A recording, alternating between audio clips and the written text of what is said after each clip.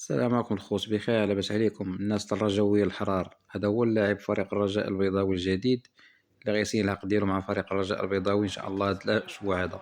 انطوان بارون هذه جميع الاهداف ديالو في الدوري البلغاري.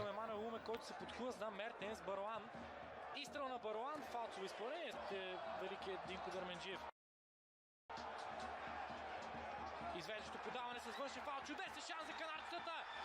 Антуан Баруан 1-0 за Ботев Пловдив. Канарчетата избухват в 81-та минута. Невероятна радост в комата му. Може би за повече топката Ботев. Сега добра комбинация между Баруан и Мертенс.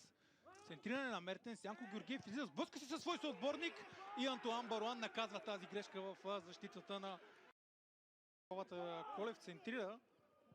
Неразбория между централните бранители. Удар на Антуан Баруан и греда.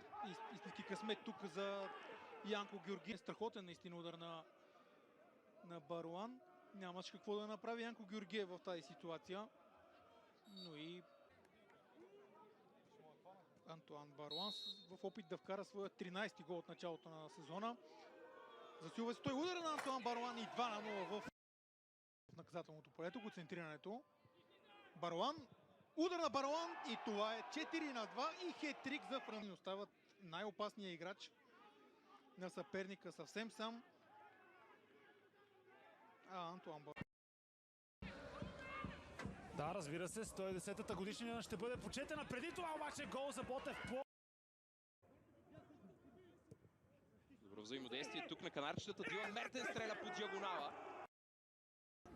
Баруан. Вижте само къде се е върнал и централният нападател на Ботев Пловдив. Подобно на Тонислав Йорданов в опита си да играе просто с топката, да не бъде изолиран от играта. Брахими. Ето го Баруан, който стреля от дистанция и в крайна сметка попадението. Ботев Пловдив продължават всяко едно гостуване, в което канарчетата инкасираха попадение тук. Баруан срещу Петър Дебърлиев, сигнал на Драгомир Драганов. Баруан се засилва 1-0 за Ботев.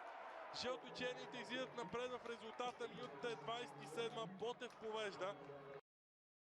Той тръгва да влиза навътре. Пас към Антуан Баруан.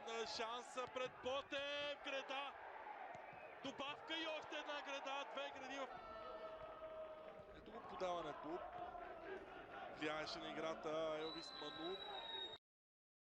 Днешният двубой, колкото първия между Ботев Враца и Ботев Пловдив. Тогава попаденията бяха и на двете страни и тогава повечето попадения бяха за Ботев Враца. Сега те са изцяло за Ботев Пловдив. Антуан Баруан завършва гол номер 6 в 83-та минута.